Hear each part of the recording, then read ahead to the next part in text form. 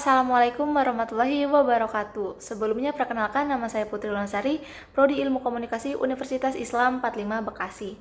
Dengan dibuatnya video kali ini untuk memenuhi tugas UAS mata kuliah karakteristik keislaman.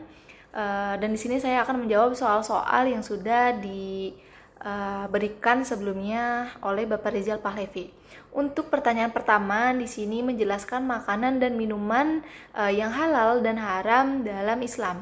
Nah, adanya sebutan makanan halal dan haram ini merupakan salah satu syariat dalam agama Islam. Hal tersebut ini tidak lain merujuk pada alasan kesehatan dan juga keamanan. Aturan mengenai makanan halal dan haram tersebut ini bukan berasal dari ucapan para tokoh, melainkan sudah dijelaskan secara langsung di dalam Al-Quran dan hadis yang sahih. Nah, hal tersebut salah satunya diatur pada Quran Surah Al-Maidah ayat 88 yang berbunyi, "Dan makanlah yang halal lagi baik dari apa yang Allah telah rezekikan kepadamu." Nah, maka dari itu pengertian hingga jenis makanan halal dan haram dalam agama Islam tersebut menjadi wajib yang diketahui dan juga dipahami. Istilah halal dan haram ini merujuk pada bahan makanan yang diperbolehkan untuk dilakukan, dipergunakan, atau diusahakan, serta terbebas dari berbagai hal yang membahayakan ataupun dilarang. Nah, kebalikannya, istilah haram tersebut dipergunakan bagi bahan makanan yang dilarang untuk dilakukan atau dipergunakan, baik lantaran kandungan zat di dalamnya itu hingga cara mendapatkannya. Sehingga beberapa makanan haram yang disebut dalam Al-Quran dan hadis adalah berupa bangkai, darah, babi, minuman keras, dan hewan yang disembelih tidak sesuai dengan syariat Islam. Kemudian pertanyaan yang kedua ini menjelaskan hukum pernikahan, syarat-syarat pernikahan, rukun-rukun pernikahan, dan juga macam-macam talak dan cara rujuknya. Melaksanakan pernikahan merupakan suatu ibadah yang dianjurkan dalam ajaran agama Islam. Meskipun dianjurkan, hukum nikah bisa berbeda sesuai dengan kondisi masing-masing. Dalam kondisi tertentu, hukumnya bisa menjadi wajib, sunnah, makruh, mubah, dan juga haram. Nah, rukun yang pertama ini wajib. Hukum nikah menjadi wajib apabila seseorang telah mampu untuk berumah tangga, baik secara fisik, mental, maupun finansial. Nah, selain itu menikah juga bisa membantu seseorang terhindar dari perbuatan zina yang dilarang dalam Islam. Kemudian hukum yang kedua ini sunnah. Nah, menikah bisa dianjurkan atau disunahkan, termasuk bagi orang-orang yang memilih untuk tidak melakukannya. Hukum tersebut berlaku bagi seseorang yang sudah mampu menikah namun tidak mampu menafkahi istri secara finansial. Kemudian ada makruh. Nah, selanjutnya hukum nikah bisa makruh apabila seseorang akan menikah tetapi tidak berniat memiliki anak. Nah, hal ini bisa terjadi karena faktor penyakit ataupun wataknya. Dia juga tidak memiliki kemampuan untuk menafkahi istri dan keluarganya. Nah, apabila jika dipaksakan, maka akan dikhawatirkan ia tidak bisa memenuhi hak dan kewajibannya dalam menjalani kehidupan rumah tangga. Kemudian ada mubah. Menikah hukumnya mubah atau boleh dilakukan. Artinya seseorang yang menikah dengan tujuan hanya sekedar untuk memenuhi syahwatnya saja atau bersenang-senang, ia tidak berniat untuk membina rumah tangga sesuai syariat agama Islam, memiliki keturunan atau melindungi diri dari maksiat. Kemudian yang terakhir ini ada haram. Hukum nikah juga bisa menjadi haram apabila seseorang tidak memiliki kemampuan untuk menafkahi istrinya secara lahir batin. Selain itu, pernikahan juga bisa diharamkan jika syarat sah dan kewajiban tidak terpenuhi bahkan dilanggar. Ada juga syarat dan rukun yang harus dipenuhi bagi tiap orang yang mau menikah. Nah, syarat pernikahan ini yang pertama pasti adanya calon mempelai pria dan juga wanita, kemudian adanya wali bagi perempuan, kemudian adanya 2 orang saksi, orang yang sudah balik, berakal, dan diutamakan tidak fasik. Kemudian adanya mahar, lalu yang terakhir ini ijab dan qabul.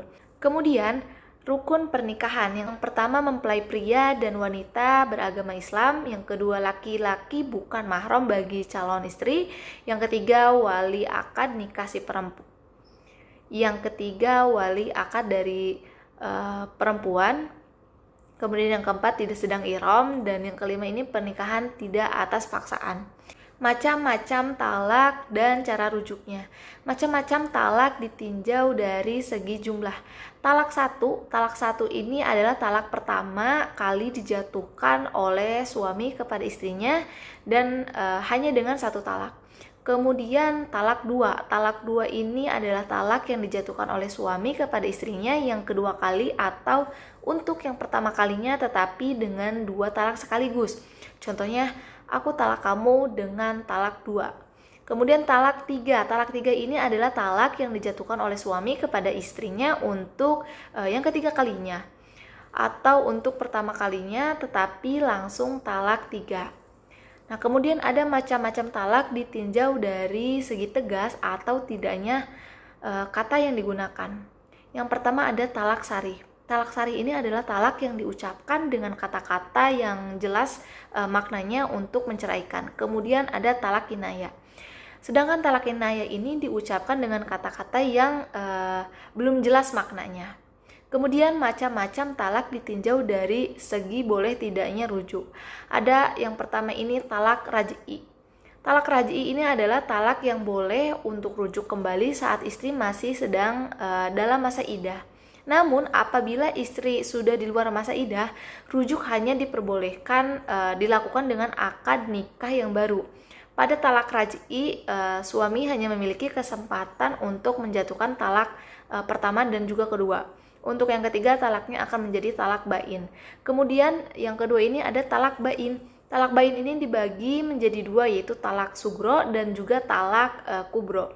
Nah, talak bain sugro ini adalah talak yang menghilangkan kepemilikan mantan suami terhadap mantan istri, tetapi tidak menghilangkan kebolehan mantan suami untuk rujuk dengan melakukan akad nikah ulang.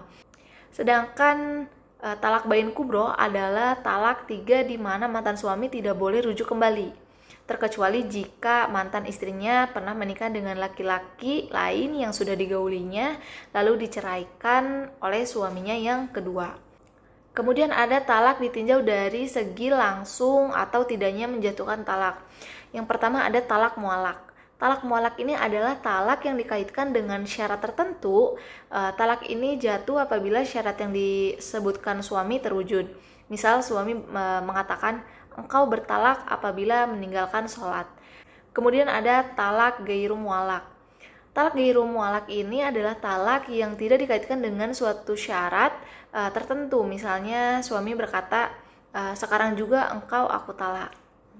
Kemudian pertanyaan ketiga ini, bagaimana membentuk keluarga yang sakinah, mawadah, warahmah. Nah, membentuk keluarga yang sakinah, mawadah, dan juga warahmah ini adalah impian semua orang ketika memutuskan untuk menikah. Nah, yang pertama ini tentunya kita harus memilih pasangan yang tepat. Nah, untuk memastikan kita bisa membangun keluarga yang sakinah, maka kita harus bisa menentukan kriteria pasangan yang dicari dengan tepat. Tanpa pemilihan pasangan yang cermat, akan sulit mencapai kondisi rumah tangga yang sakinah, mawadah, dan juga warahmah. Kemudian tentunya kita harus memelihara saling pengertian. Tumbuhkanlah rasa kasih dan sayang keduanya, dan juga anggota keluarga itu baik. Kedua pihak harus dapat mencari cara menghilangkan sifat egois dan juga cara menghilangkan sifat sombong agar dapat saling memahami dan mengerti satu sama lain. Kemudian kita harus senantiasa bersyukur. Sudah sangat lumrah bahwasanya dalam menjalankan suatu rumah tangga tentunya akan ada konflik, permasalahan-permasalahan dalam berkeluarga, dan juga maka yang menjadi titik perhatian adalah bagaimana kita bersikap kritik mendapat masalah-masalah tersebut dalam rumah tangga.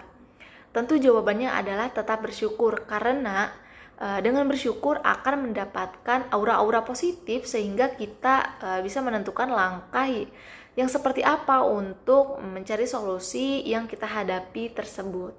Kemudian ada saling menghargai dan juga saling menerima. Adanya saling menghargai, maka suami dan istri akan tahu bagaimana perasaan masing-masing terhadap sesuatu hal tanpa perlu dipaksa untuk mengungkapkannya. Pada intinya, Cara membina keluarga sakinah, mawadah, dan juga warahmah ini akan terletak pada bagaimana suami dan istri menerapkan nilai-nilai agama dalam rumah tangganya. Kemudian pertanyaan selanjutnya ini bagaimana kita menyikapi pernikahan tanpa restu orang tua dan mengatasnamakan cinta. Nah, ketika kita mendapat restu dari orang tua, coba untuk berkomunikasi dengan keluarga secara terbuka, secara jujur tanpa memanipulasi keadaan. Tujuannya agar kita tahu alasan orang tua ini tidak merestuinya itu apa. Apabila kita memberikan informasi-informasi bohong kepada orang tua, maka akibat buruk yang timbul suatu saat nanti jika kemudian direstui. Apabila orang tua tetap tidak merestui hubungan, meski sudah mengungkapkan dengan jujur apa adanya, dapatlah diduga bahwa hubungan yang hendak dibawa ke jenjang pernikahan ini tidak ada restu dari Tuhan.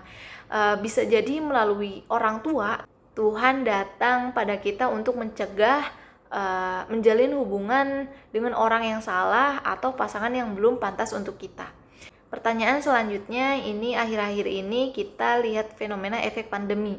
Banyak angka perceraian dan juga perselingkuhan. Nah, jelaskan kenapa bisa terjadi dan faktor apa yang menyebabkannya. Oke, jadi terdapat sejumlah alasan dibalik meningkatnya angka perceraian dan juga perselingkuhan selama pandemi. Salah satunya didasari oleh faktor internal keluarga. Selain itu, faktor eksternal juga dapat menjadi alasan dibalik maraknya kasus perceraian dan juga perselingkuhan. Terbatasnya ruang gerak selama masa pandemi ini menyebabkan kejenuhan tersendiri. Kemudian selain itu, faktor ekonomi juga menjadi alasan kuat banyak pasangan yang memilih untuk berpisah. Mengingat banyaknya karyawan yang terpaksa harus kehilangan pekerjaan akibat pandemi. Nah, terkait alasan banyaknya gugatan perceraian dan juga perselingkuhan, mengungkapkan masyarakat menggugat karena berbagai faktor, salah satunya ini yang banyak muncul ini terkait permasalahan ekonomi. Nah, kemudian di sini saya akan menjawab pertanyaan terakhir. Apa pendapat Anda tentang poligami dan bagaimana cara menyikapinya? Menurut saya poligami ini adalah hal yang wajar karena dalam Islam pun diperbolehkan. Asal seseorang yang berpoligami ini harus bisa berlaku adil. Nah, cara menyikapinya ini adalah kita tidak perlu membenci dan juga menentang keras. Kemudian jangan pernah menyalahkan poligami, karena bukan poligami yang salah, tetapi pelakunya. Kemudian poligami ini hadir sebagai solusi, bukan sekedar sesuka hati. Nah, itu jawaban dari soal yang sudah diberikan.